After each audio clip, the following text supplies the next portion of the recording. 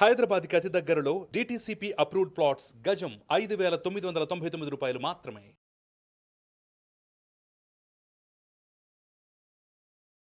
నమస్తే, నేను GVSatyanarayana. ఈరోజు మీకు సింటెక్స్ ఇండస్ట్రీస్ గురించి చాలామంది అడగడం జరిగింది కామెంట్స్ రూపంలో.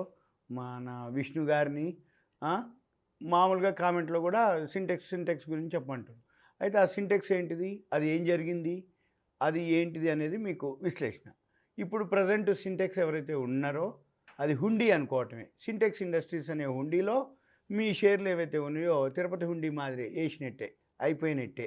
అది సింపుల్గా సింటెక్స్. అయితే మరి ఏం జరిగింది ఆ హుండీలో వేయటానికి, ఏమవుతుంది అనేది ఒకసారి చూద్దాం. ఇది సస్పెండ్ అయింది ఎప్పటి నుంచి? 17 మార్చి నుంచి. తర్వాత ఇది CIRP అంటారు, corporate insolvency resolution process. CIRP, corporate insolvency resolution process అంటే IP అంటారు సింపుల్గా. మన మామూలు పరిభాషలో IP అంటే ఇన్సాల్వెన్సీ పిటిషన్, దివాలా తీయటం అనేది ఒక సింపుల్ వర్డ్. ఇక తర్వాత NCLT అంటారు దీన్ని, మళ్ళీ national company law tribunal. NCLT, national company law tribunal అంటే ఏంటిదంటే BIFR కూడా అంటారు. BIFR అంటే ఇక మూసేసిర్రు కంపెనీ అని అర్థం. ఎప్పుడైతే కంపెనీ మూసేసిర్రో లా ట్రిబ్యునల్కి పోయింది. అవే సిక్ యూనిట్లు అంటారు. సిక్ యూనిట్లు అంటే ఇంకా మూసేసిర్రు కంపెనీ. ఇక వీడు ఎవరైతే అప్పులు ఉన్నాయో, బాకీలు ఉన్నాయో అవన్నీ కూడా క్లోజ్ అయిపోయినాయి. ఇక రూపాయికి 10 పైసలు 5 పైసలు వాళ్ళు ప్రకారం తీసుకోవటం, లేకపోతే ఆ ఇండస్ట్రీని అంతా ఏదైనా జరిగినప్పుడు మళ్ళీ వాళ్ళకి ఇవ్వటం జరుగుతుంది. ఇది సింపుల్గా ఇక కంపెనీ యొక్క విశ్లేషణ చూద్దాం. ఏమేమి ఉంది, ఆ కంపెనీ ప్రోడక్ట్ ఏంది, ఆ కంపెనీ ఏం జరిగింది చూద్దాం. ఇక్కడ మీకు ఆల్రెడీ మీకు balance sheet, profit and loss, ఆ వెబ్సైట్లు అవన్నీ మీకు చూపిస్తున్నాం. ఈ ప్రాఫిట్ అండ్ లాస్కి వచ్చినప్పుడు కంపెనీ 2019 వరకు 22 కోట్లు నెట్ ప్రాఫిట్ చూపించిండు. 2020కి వచ్చేటప్పటికి 1,256 కోట్లు లాస్ చూపించిండ్రు. 2021 అంటే ఏంది, ఎప్పుడైతే కరోనా స్టార్ట్ అయిందో, ఈ కరోనా 2 ఏళ్ళు, ఒక సంవత్సరం 1,256 కోట్లు, ఒక సంవత్సరం 1,306 కోట్లు, మళ్ళీ ఈ సంవత్సరం అంటే ఈ మార్చికి కూడా 599 కోట్లు లాస్గా వాళ్ళు చూపించడం జరిగింది. ఇక బ్యాలెన్స్ షీట్కి వస్తే ఇక్కడ షేర్ క్యాపిటల్ వచ్చి 60 కోట్లు. ఇక రిజర్వులు అంటే కంపెనీ నిల్వలు, క్యాష్ నిల్వలు అంటే దాచిపెట్టుకున్నటువంటి మిగిలిపోయిన నిధులు అంటే ప్రాఫిట్ వచ్చినాక నెట్ ప్రాఫిట్, అవి ఎన్ని ఉన్నాయి? 1,469 కోట్లు. ఇక నెక్స్ట్ బారోయింగ్స్ ఉంది. ఇక్కడ బారోయింగ్స్ ఎంత ఉన్నాయి? 6,600 కోట్లు ఉన్నాయి. ఇది మనం గమనించాలి. ఎప్పుడైనా కానీ మన దగ్గర ఉన్నటువంటి రిజర్వుల కంటే అప్పులు కనుక ఎక్కువ ఉన్నాయి అనుకోండి, ఆ కంపెనీ ఎంత సంపాదించినా ఆ అప్పులకు వడ్డీలు కట్టడానికే సరిపోతుంది. అటువంటి కంపెనీలకు మనం చాలా దూరంగా ఉండాలి. ఇటువంటి కొన్ని వందల కంపెనీలు ఉన్నాయి. ఇప్పుడు మీకు ఇది సింటెక్స్ అడుగుతున్నారని చెప్తున్నాము. మీకు ఇంకా బాగా కనుక సబ్జెక్టు మీకు గ్రిప్ వచ్చి హోంవర్క్ చేస్తే ఇటువంటి వందల లిస్టు ఉన్నాయి. రాబోయే రోజుల్లో మూసేటటువంటి కంపెనీలు, రాబోయే రోజుల్లో మీ పైసలు హుండీల రూపంలో పోయేటటువంటి, హుండీ అంటే ఏంది, ఇంక లేదు అయిపోయింది అని అర్థం. ఇప్పుడు ఉదాహరణకి ఇప్పుడు మళ్ళీ క్యాష్ ఫ్లోకి వెళ్తే అది 10 చూపిస్తుంది, 20, 21. అంతకుముందు అంత మైనస్ ఉంది. 2017 నుంచి 18, 19, 20 అన్ని మైనస్ ఉంది. 2021లో 10 చూపిస్తుంది క్యాష్ ఫ్లో. తర్వాత ఇక ప్రమోటర్ స్టేకు, ఇది బాగా గమనించాలి. ఈ ప్రమోటర్ స్టేక్ ఎంత ఉంది? 4.54. FIIలు 0.08, DIIలు 0.20, పబ్లిక్. ఇక అంటే ఇక్కడ మీరు గమనించాల్సింది ఏంటిది అంటే ప్రమోటర్ 4.54 అంటే 100 రూపాయలు కనుక పెట్టుబడి అని అనుకుంటే, 100% అనుకుంటే 4.54 ప్రమోటర్ ఉంది. అంటే ఏంది, ఎప్పుడైతే ప్రమోటర్ వాటా బాగా తక్కువ ఉంటుందో ఇక ఆ కంపెనీ మీద ప్రమోటర్కి ఇంట్రెస్ట్ ఉండదు. అతని స్వార్థానికి ఉంచుకుంటాడు తప్ప కంపెనీ డెవలప్మెంట్కి పాటుపడడు. ఎందుకు అంటున్నానంటే, ఎప్పుడైనా కానీ ఏ ప్రమోటర్ అయినా కానీ ఏ కంపెనీలో కానీ 51% కంటే ఎబవ్ కనుక ఉన్నట్టయితే రూపాయి సంపాదిస్తే 51 పైసలు ఆయనకు వస్తాయి. అంటే 51 పైసల పైన ఉంటే.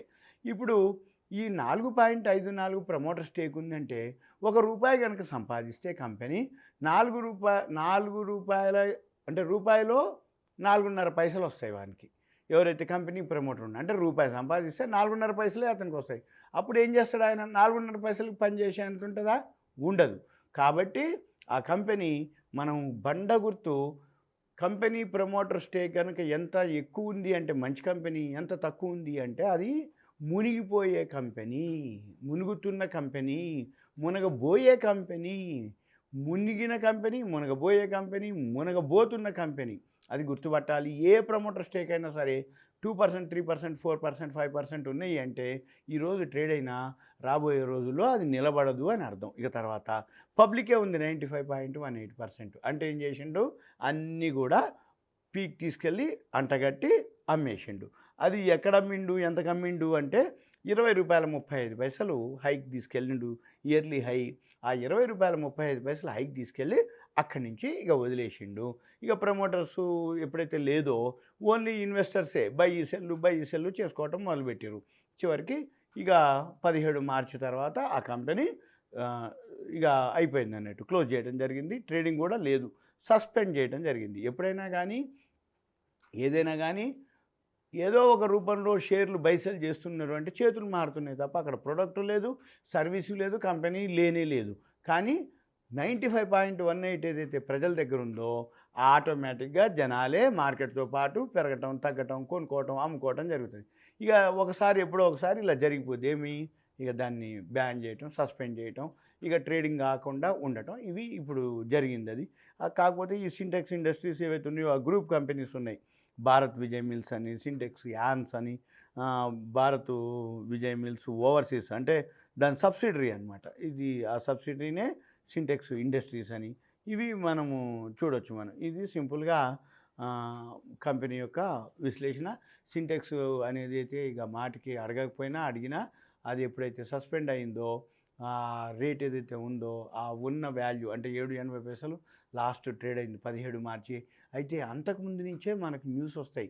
ఎప్పుడైనా కానీ ఒకరోజు మూసిండ్రు అంటే వెమ్మటే ముయ్యరు, సస్పెండ్ చేసిండ్రు ఈ ఇష్యూ ఆ స్క్రిప్ట్ అంటే అంతకుముందు నుంచే న్యూస్ ఉంటుంది. ఏమని, సింటెక్స్ మూసేస్తుర్రు, సింటెక్స్ సస్పెండ్ అవుతుంది, సింటెక్స్ ఇక ట్రేడ్ కాదు అనేది ఇప్పుడు కాదు, ముందు నుంచే ఉంటుంది. మనం ఏం చేయాలి, కంపెనీ ఏదైతే ఉందో ముందు నుంచే మనం కనుక ఆ న్యూస్ని కనుక ఫాలో అయితే ఎక్కడో ఒక దగ్గర ఎంతకో కొంతకి మనం అమ్మేసుకున్నట్టయితే కొన్ని పైసలు వచ్చేది. ఇప్పుడు మనం ఏం ఆలోచించినా ఉపయోగం లేదు. సింటెక్స్ గురించి ఇంకా ఎక్కువ తక్కువ చెప్పడానికి కూడా అక్కడ విషయం ఏమీ లేదు. కాబట్టి సింటెక్స్ అనేది సింపుల్గా ఇక హుండీ అని అనుకోవటం. ఇది నా తరపున కంపెనీ యొక్క బ్యాలెన్స్ షీట్, ప్రాఫిట్ అండ్ లాస్ని బట్టి మనము ఏదైతే కంపెనీ యొక్క విశ్లేషణ. ఇక దీనికి సంబంధించి ఏవైతే ఉన్నాయో ఇవన్నీ డేటా ఉంది. ఏవైతే కంపెనీలు ఉన్నాయో అవన్నీ పెద్దగా ఏమీ లేదు. కంపెనీ యొక్క బ్యాలెన్స్ షీట్లు, ప్రాఫిట్ అండ్ లాస్లు మనం కనుక గమనిస్తే ఇవి ఇయర్లీ హైలు, లోలు, మార్కెట్ క్యాపిటలైజేషన్ ఇవన్నీ కూడా ఓకే. ఇంతవరకే. ఇక ఇది సింటెక్స్ యొక్క విశ్లేషణ. సుమన్ టీవీ ప్రేక్షకులకు ధన్యవాదాలు. Thank you. సెలవు.